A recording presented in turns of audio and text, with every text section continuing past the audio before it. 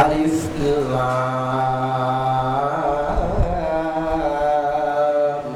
রা তিলকা আয়াতুল কিতাবিল মুবিন।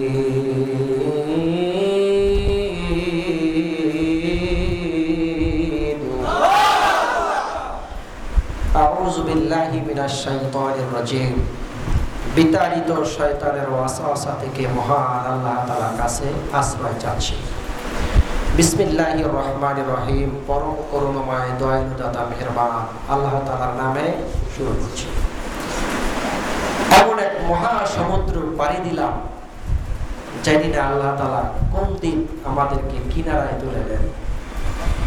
কারণ ইলমে তাফসীর এমন এক কিতাব যার শুরু আছে শেষ নাই, শুরু আছে শেষ নাই। আপনাদের ভয়ের কোনো কারণ নাই। আল্লাহ তাআলা যদি আমাকে হায়াতে বাঁচিয়ে রাখেন আর সুস্থ থাকি, আমি যথাসম্ভব যতটুকু না বললে না চলে ততটুকু আপনাদের সামনে বলার চেষ্টা করব ইনশাআল্লাহ। রাসূলুল্লাহ সাল্লাল্লাহু আলাইহি ওয়াসাল্লাম ইরশাদ করেন, হাশরের ময়দানে আল্লাহ রাব্বুল আলামিন আমার উম্মত ব্যতীত সমস্ত নবীর উম্মতের খাবারের হিসাব নেবেন, খাদ্যের হিসাব নেবেন।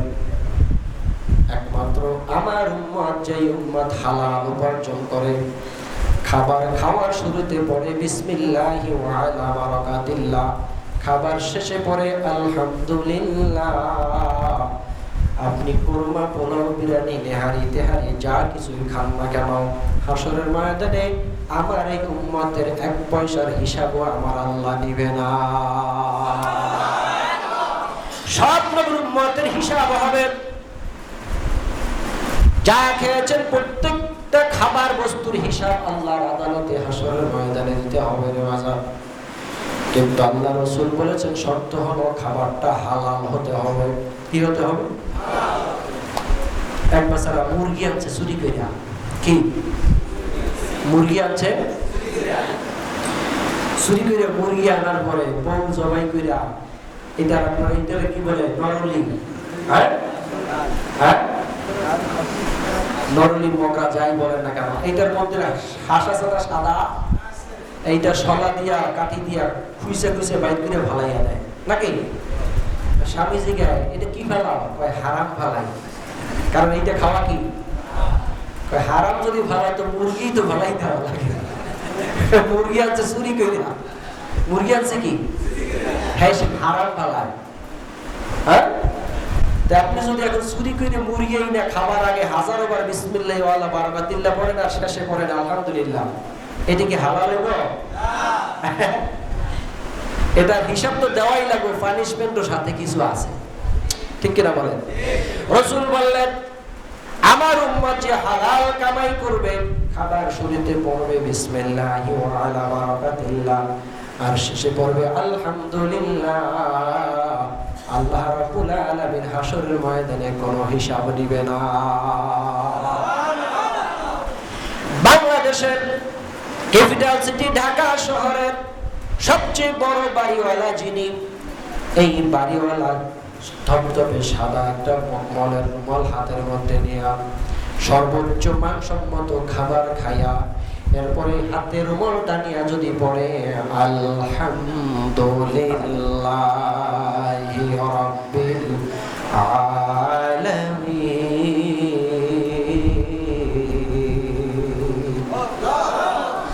আর এই বারগান্ডির জমিনের একজন সাধারণ রিকশাওয়ালা দিন মজুর, সদরঘাটের একজন লেবার, শ্রমিক, নৌকার মাঝি,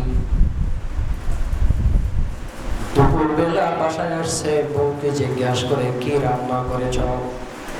বলে রান্না করার জন্য ঘরে চাল নাই, সকালের কয়েকটা পান্তা ভাত আছে। স্বামী বলল যা আছে তাই দাও। সিরামিক্সের কোনো প্লেট নাই, কাচের কোনো প্লেট নাই, মাটির একটা বাসনের মধ্যে পান্তা ভাত কয়টা দিল, কাঁচা একটা মরিচ দিল, একটু এক টুকরা পেঁয়াজ দিল, আর একটু লবণ দিয়া দিল। এই পান্তা ভাত কয়টা আল্লাহর গরিব এই বান্দা খাইয়া ছিঁড়া একটা গামছা হাতের মধ্যে নিয়া মুখটা মুছে আর পড়ে আলহামদুলিল্লাহি রাব্বিল আলামিন।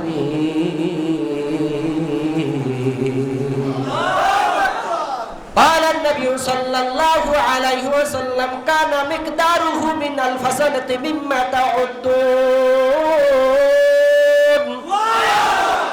রাসূল বলেন, এই গরিব উম্মত যদি সেম ইবাদত করে ধনী উম্মতের সমান সমান, বাংলার শ্রেষ্ঠ ধনী আর পারগান্ডের সর্বনিম্ন শ্রেণীর একজন নবীর উম্মত, এই দুইজন যদি সেম ইবাদত করে, তারপর ওই ধনী উম্মতের 500 বছর আগে আমার গরিব উম্মত তার জান্নাতে চলে যাবে। সাহাবায়ে কেরাম জিজ্ঞেস করলেন, ইয়া রাসূলুল্লাহ, ইয়া হাবিবাল্লাহ, 500 বছর কোন হিসাবে বললেন? নবী বললেন, কানা মিকদারুহু মিন আলফি সানাতি মিম্মা তাউদ্দুন। দুনিয়ার 1000 বছর আখিরাতের একদিন। দুনিয়ার 1000 বছর আখিরাতের একদিন। এইরকম আখিরাতের 500 বছর আগে গরিব উম্মত ধনী উম্মতের আগে জান্নাতে চলে যাবে।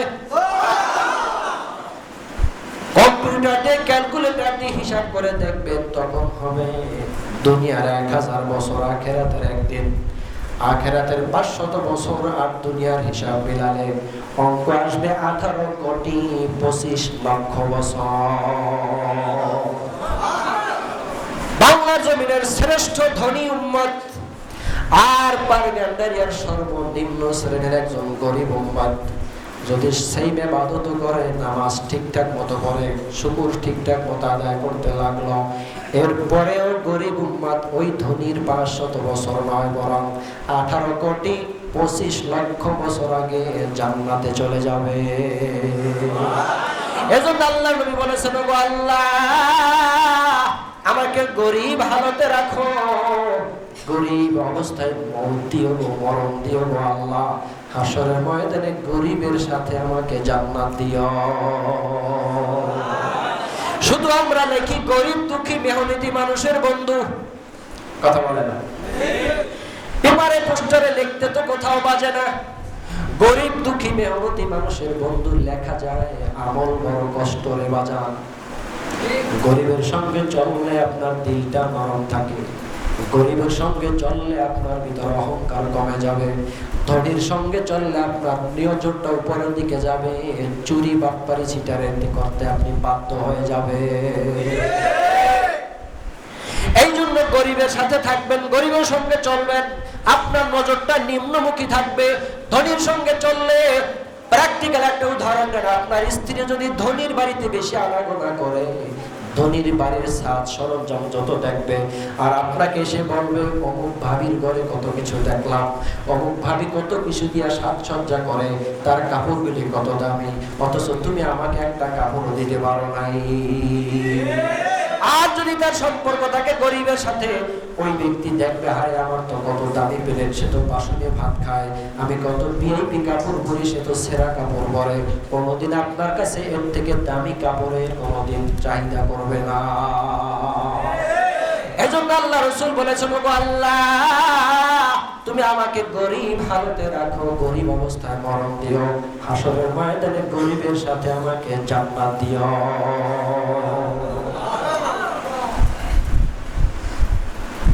এজন্য হালাল রুজি খাইয়া উম্মত যদি বিসমিল্লাহি আলা বারাকাতিল্লাহ বলে শুরু করে, আলহামদুলিল্লাহ বলে শেষ করে, হাসরের ময়দানে আমার আল্লাহ এক পয়সারও হিসাব দিবে না। আলিফ লাম রা তিলকা আয়াতুল কিতাবিল মুবিন। 114টি সূরা, 5টি সূরা আলিফ লাম রা দিয়ে শুরু করেছেন। একটা হলো সূরা ইউনূস, আর একটা হলো সূরা ইব্রাহিম, আর একটা হলো সূরা ইউসুফ, আর একটা হলো সূরাতুল হুদ, আর একটা হলো সূরাতুল হিজর। এই 5টি সূরা আল্লাহ আলিফ লাম রা দিয়ে শুরু করেছে। সুবহানাল্লাহ।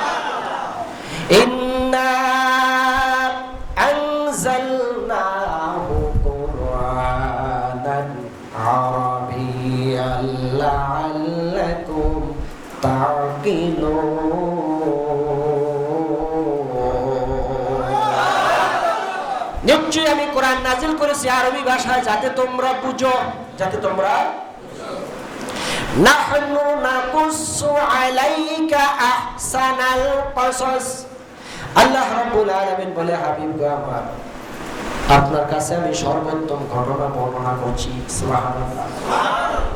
সর্বোত্তম ঘটনা, আহসান আল হাসান মানে সুন্দর, আহসান সর্বোত্তম। আপনার কাছে আমি সর্বোত্তম ঘটনা বর্ণনা করতেছি। ইউসুফ আলাইহিস সালাম সুন্দর ঘটনাও কথা কেন? ইউসুফ আলাইহিস সালাম সুন্দর, ঘটনাটাও কি? ইউসুফ আলাইহিস সালামের বাবার নাম ইয়াকুব আলাইহিস সালাম, তার বাবার নাম হযরত ইসহাক আলাইহিস সালাম, তার বাবার নাম হযরত ইব্রাহিম আলাইহিস সালাতু ওয়াস সালাম, তার বাবার নাম আজর। তার বাবার নাম আজর। ব্রাহ্মণের ঘরে, পৌত্তলিকের ঘরে, হিন্দুর ঘরে আল্লাহ মুসলিম জাতির পিতাকে আল্লাহ তাআলা নবুয়ত দিয়ে প্রেরণ করেছেন। সুবহানাল্লাহি ওয়া বিহামদিহি। আবার নবীর ঘরে কাফেরের জন্ম আছে না নাই? সাগে আসহা বেকাফে রোজে চাঁদ পাইনি কাহা গিরিখতে মরদাম সদ হোনার বনমা আগার দারি নগৌহার কেবল খারস্তে ইব্রাহিম জিয়াজা। আল্লাহু আকবার। ভাইরা আমার, বন্ধুরা আমার, ইব্রাহিম আলাইহিস সালাম মুসলিম জাতির পিতা। তার দুটি সন্তান, একটা হলো ইসহাক আলাইহিস সালাম আর একজন হলো ইসমাঈল আলাইহিস সালাম। এই দুইজন সন্তানের দুইটা নসল দুই দিকে চলে গেছে। ইসহাক আলাইহিস সালামের সিলসিলায়, ইসহাক আলাইহিস সালামের নসলে আল্লাহ তাআলা ৭০,০০০ পয়গম্বর প্রেরণ করেছে। ইসহাক আলাইহিস সালামের লাইনে, ইসহাক আলাইহিস সালামের নসলে আল্লাহ রাব্বুল আলামিন ৭০,০০০ পয়গম্বর প্রেরণ করেছেন। আর ইসমাঈল আলাইহিস সালামের নসলে আল্লাহ তাআলা একজন নবী প্রেরণ করেছেন। ইসহাক আলাইহিস সালামের সন্তান হলো ইয়াকুব আলাইহিস সালাম। ইয়াকুব আলাইহিস সালামের সন্তান হলো ইউসুফ আলাইহিস সালাম। এই ইয়াকুব থেকে শুরু করে ঈসা আলাইহিস সালাম পর্যন্ত পয়গম্বরের ধারাবাহিকতা, এই নসলটা ইসহাক আলাইহিস সালাম থেকে চলে আসছে। মাঝখানে পয়গম্বর পার হয়েছে ৭০,০০০। আর ইসমাঈল আলাইহিস সালামের নসল ওখান থেকে চলতে চলতে চলতে চলতে চলতে চলতে আব্দুল্লাহ পর্যন্ত, আব্দুল মুত্তালিব পর্যন্ত। আব্দুল মুত্তালিবের বেটা আব্দুল্লাহ চলে আসছে। আব্দুল্লাহর ঔরাসে আল্লাহ তাআলা আখিরি নবী আমাদের নবী মুহাম্মদ সাল্লাল্লাহু আলাইহি ওয়াসাল্লামকে প্রেরণ করেছে। আমার নবী ইউনিভার্সাল প্রফেট, বিশ্ববিখ্যাত পয়গম্বর, বিশ্ব সভার সভাপতি, সমস্ত নবীদের নবী। আল্লাহু আকবার। সমস্ত আম্বিয়া কিরাম একদিকে থাকবে আর আমার নবী একা একদিকে থাকবে। তাফসীরের মধ্যে, হাদিসের মধ্যে আসছে আল্লাহ রাব্বুল আলামিন এর প্যারে হাবিবকে যখন মেরাজের রাতে আরশে আজিমে নিয়ে গেলেন, তিনি দেখতে পাইলেন ৩১৫টা চেয়ার ঘুমাইতেছে। এই কি অবস্থা! সুজাই ভাই, ৩১৫টা চেয়ার। এর মধ্যে একটা চেয়ার আল্লাহ রাব্বুল আলামিন পূর্ব দিকে বসাইয়া পশ্চিম দিকে ঘোরায় রেখেছেন, যেভাবে আমি বসেছি। বাকি ৩১৪টি চেয়ার পশ্চিম দিকে বসানো, পূর্ব দিকে ঘোরা, পূর্ব দিকে বসানো, পশ্চিম দিকে ঘোরানো। আল্লাহ। ১,২৪,০০০ পয়গম্বরের মধ্যে ৩১৫ জন হইল রাসূল। সুবহানাল্লাহ। যেমন আমার দেশে ৩৩০ জন মন্ত্রী মিনিস্টারের মধ্যে কিছু আছে এমপি, কিছু আছে মন্ত্রী, আছে না নাই? যিনি মন্ত্রী তিনি কিন্তু শুধু মন্ত্রী নন, তিনি এমপিও, ঠিক কিনা? আল্লাহ রাব্বুল আলামিনের ৩১৫ জন রাসূলের মধ্যে তারা নবী এবং রাসূল।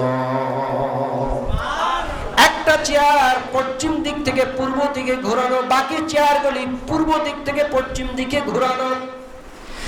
আল্লাহ রাসূল সাল্লাল্লাহু আলাইহি ওয়াসাল্লাম আল্লাহকে জিজ্ঞেস করলেন, মাবুদ গো, এই চেয়ারটা কেন তুমি পূর্ব দিক থেকে পশ্চিম দিক থেকে পূর্ব দিকে ঘোরাইয়া রেখেছ? আল্লাহ রাব্বুল আলামিন ডাক দিয়ে বললেন, হাবিব রে আমার, উম্মতের জন্য আপনি যতটা জমিনে কষ্ট করেছেন আমার কোন পয়গম্বর এত কষ্ট করে নাই।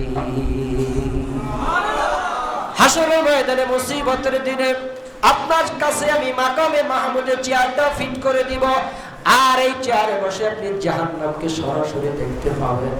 আপনার দেখা ছাড়া, পারমিশন ছাড়া আমি একটা উম্মতকে জাহান্নামে দিব না। আর অন্য নবীরা পূর্ব দিকে ঘোরানো থাকবে, পশ্চিম দিকে ঘোরানো থাকবে, তারা জাহান্নাম দেখতে পাবে না। ও আমার হাবিব, আপনার পারমিশন ছাড়া কোন উম্মতের হিসাবের খাতায় আমি টান দিব না।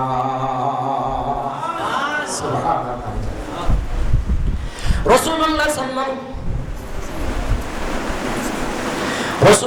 সাল্লাল্লাহু আলাইহি ওয়াসাল্লাম মেরাজের রাতে এই চেয়ারগুলি দেখে এসে উম্মতদেরকে বললেন, হাশরের ময়দান বড় কঠিন মুসিবতের ময়দান।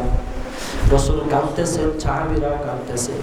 হযরতে আনাস রাদিয়াল্লাহু তাআলা আনহু ডাক দিয়ে বলতেছে, বাবা আল্লাহর নবী, আপনাকে একটা মুহূর্ত না দেখে আমরা থাকতে পারি না। আমার কত তাফসীরে সূরাত মুহাম্মাদের মানুষ আছে সারাদিন কাজ করে একবেলা খাবারের পয়সা উপার্জন করতে পারে না, আছে না নাই? আবার অনেকে প্রচুর পয়সা দৈনিক কামাই করে নিয়ে আসে। রাসূলের সাহাবীদের মধ্যে গরীব সাহাবী ছিল অনেক। বললেন, ইয়া রাসূলুল্লাহ, ইয়া হাবিবাল্লাহ, সারাদিন উপার্জন করে যা পাই এই দিয়ে সংসারের খাবার আমি বন্দোবস্ত করতে পারি না। ক্ষুধার্ত পেটে যখন রিসালাতের দরবারে রিসালাতে আমরা চলে আসি, আপনার মনোরের মুখখানের দিকে তাকাই, ও আল্লাহর নবী, সারা দিনের ক্ষুধা আমি ভুলে যাই, সারা দিনের ক্ষুধা আমি ভুলে যাই। ইয়া রাসূলুল্লাহ, ইয়া হাবিবাল্লাহ, আপনাকে একটা মুহূর্ত না দেখে আমরা থাকতে পারি না। আনাস রাদিয়াল্লাহু তাআলা চোখের পানি ছেড়ে দিলেন। রাসূল সাল্লাল্লাহু আলাইহি ওয়াসাল্লাম বললেন, ও আনাস, শোনো, হাশরের ময়দানে যদি আমাকে কোথাও খুঁজে না পাও, তিনটা জায়গায় আমাকে খুঁজলে যে কোনো এক জায়গায় পাইবা। হয়তো ফুলসিরাতের কিনারায়, কোথায়? হয়তো ফুলসিরাতের কিনারায়, নয়তো হাউজে কাউসারের কিনারায়, নয়তো জাহান্নামের পাশে আমাকে পাইবা। হয়তো ফুলসিরাতের কিনারায়, নয়তো হাউজে কাউসারের কিনারায়, নয়তো মিজানের পাল্লার কিনারায়। এই তিনটা জায়গার যে কোনো একটা জায়গায় আমি রাসূলকে খুঁজলে পাইবা। আর হাশরের ময়দানে তিনটা জায়গা বলো সিরিয়াস।